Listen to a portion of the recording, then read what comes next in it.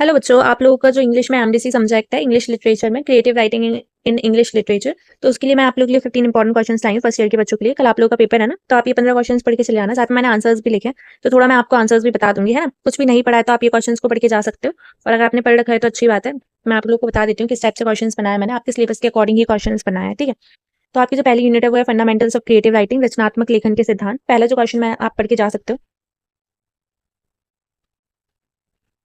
वो है define creative writing and explain the key stages involve in the creative writing process. Hindi में देखें तो रचनात्मक लेखन को परिभाषित करें और रचनात्मक प्रक्रिया में शामिल प्रमुख चरणों की व्याख्या करें, ठीक है। इसका अगर आंसर देखें तो creative writing is an artistic form of expression that goes beyond traditional journalistic academic और टेक्निकल लिटरेचर, ठीक है। इसमें inspiration, incubation and brainstorm and planning, drafting और fourth point editing and polishing, ये सारी चीज आती है। तो आप एक काम करना, आंसर ना आप लोग खुद पढ़ लेना, टाइम वेस्ट ही होगा आपका। इसका पीडीएफ ले लेना, आप सिर्फ क्वेश्चन देख लो किस टाइप से क्वेश्चन बनाए मैंने।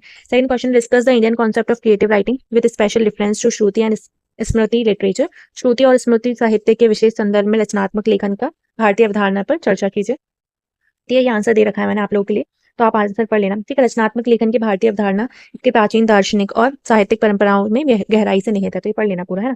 थर्ड जो क्वेश्चन है वो है how do Katha and Akhyayika contribute to traditional Indian narrative structures. कथा और आख्यायिकी पारंपरिक भारतीय कथा संरचनाओं में कैसे योगदान करता है।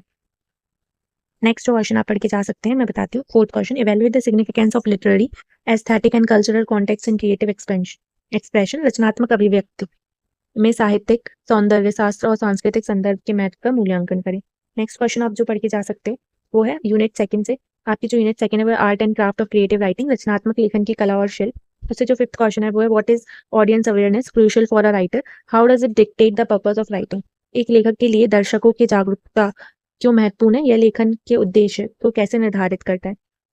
अगर हम इसका आंसर देखें तो ये आंसर है, दोनों लैंग्वेज में दे रखा है। अगर सिक्स क्वेश्चन आप पढ़ के जा सकते हैं, क्या है six question, discuss the role of sentence structures जैसे syntax, clarity in crafting and engaging narrative, ठीक है।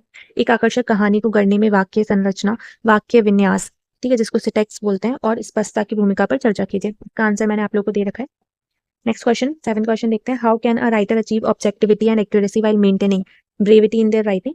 एक लेखक अपने लेखन में संक्षिप्तता बनाए रखते हेतु निष्पक्षता और सटीकता कैसे प्राप्त करता है। एट जो क्वेश्चन है ये आंसर है सेवेंथ का। एट जो question, explain the concept of style, coherence and precision as the foundational pillars of writing craft. लेखक लेखन शिल्प के मूलभूत स्तंभों के रूप में शैली, संगति और सटीकता की अवधारणाओं को समझाइए। नाइन्थ क्वेश्चन जो आप लोग को बनाया है मैंने वो यूनिट थर्ड से है, वो है टाइप्स ऑफ क्रिएटिव राइटिंग, रचनात्मक लेखन के प्रकार, ये आपकी यूनिट थर्ड है। उसका नाइन्थ क्वेश्चन है differentiate between descriptive writing and narrative writing with suitable example. उपयुक्त उदाहरण के साथ वर्णनात्मक लेखन और कथा लेखन के बीच अंतर स्पष्ट कीजिए करें, ठीक है, ये आंसर है, इसको पढ़ लेना। नेक्स्ट जो क्वेश्चन है वो है tenth, define expository writing, how does it differ from persuasive writing in terms of structure and informative language.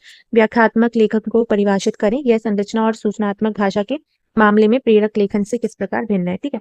फिर आपके लिए 11th क्वेश्चन जो मैंने बनाया है वो है analyse the importance of argumentation and consistency in persuasive writing. प्रेरक लेखन में तर्क और निरंतरता के महत्व का विश्लेषण कीजिए, ठीक है। नेक्स्ट जो क्वेश्चन आप लोग के लिए बनाया, आप जो पढ़ के जा सकते हो। 12th question, discuss script writing and the contemplative method as specialised form of creative expression. रचनात्मक अभिव्यक्ति के विशिष्ट रूपों के रूप में स्क्रिप्ट लेखन और चिंतनशील पद्धति पर चर्चा करें, है ना। 13 जो क्वेश्चन बनाया आपके लिए और आप पढ़ के जा सकते हो वो यूनिट 4 से, राइटिंग फॉर द मीडिया के लिए लेखन। How does writing for digital media, blogs and social media differ from traditional print media in terms of tone, format and readability. Digital media के लिए लेखन टोन, फॉर्मेट और पाठनीयता के मामले में पारंपरिक प्रिंट मीडिया से कैसे भिन्न है, ठीक है। ये आंसर दे रखा है मैंने आप लोग को, पढ़ लेना इसको। और फिर 14 क्वेश्चन जो है वो है what are the essential elements of a compelling travelogue, how does visual storytelling enhance it. एक आकर्षक यात्रा वृत्तांत के आवश्यक तत्व क्या है, दृश्य कहानी कैसे बढ़ती है।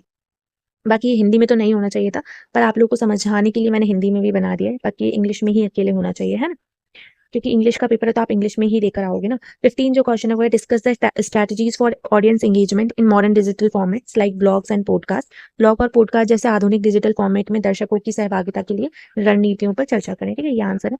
तो ये सारे क्वेश्चन आप लोग एक बार पढ़ के जरूर जाएं, अगर आपने कुछ भी नहीं पढ़ा है तो। साथ में टेलीग्राम चैनल पे आप मेरे साथ पेपर शेयर करें, जिससे मुझे पता चले कि हाँ, कि क्वेश्चंस आए थे क्या नहीं आए थे, या इसमें से ही अगर क्वेश्चन आए हो तो कवर हो गए थे कि नहीं हुए थे, ठीक है? तो भेजना मुझे टेलीग्राम चैनल पे, आपका पेपर हो जाए तब बीयू के बच्चे। और सेकंड थर्ड ईयर में भी आप लोग को मेरे चैनल से हेल्प मिलेगी तो उसको सब्सक्राइब कर लेना। Thank you so much.